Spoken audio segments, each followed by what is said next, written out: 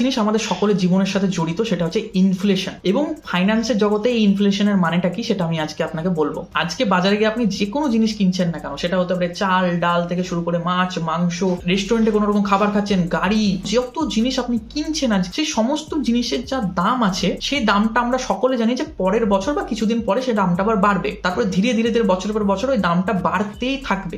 এই যে দাম বাড়তে থাকার যে পদ্ধতি, সেটাকে বলা হয় ইনফ্লেশন। সুতরাং আজকে বাজারে গিয়ে কোনো জিনিসের দাম যদি 100 টাকা হয়, অবশ্যই মনে রাখবেন পরের বছর ওই জিনিসটার দাম প্রায় 160 টাকা কিংবা 108 টাকা হবে, এবং তারপরের বছর জিনিসটার দাম আবার 7-8% বাড়বে। তো প্রতিটা দেশের ইনফ্লেশন রেট আলাদা আলাদা হয়। আমাদের দেশে যেরকম প্রায় 7%, এটা তো ডেটা বলে, কিন্তু বাস্তবে দেখা যায় যে কি ইনফ্লেশন রেট আমাদের দেশে 7%-এরও বেশি। সুতরাং আজকে যে জিনিসটা 100 টাকা কিনছে, সেই জিনিসটা পরের বছর হয়তো 110 টাকাও দাম হয়ে যেতে পারে। এবং বিশেষ করে কোভিড এর পর থেকে ইনফ্লেশন রেট অনেকটা হাই, কারণ আমরা সবাই জানি যে জিনিসপত্রের দাম অনেক বেড়েছে এবং বাড়তেই থাকছে।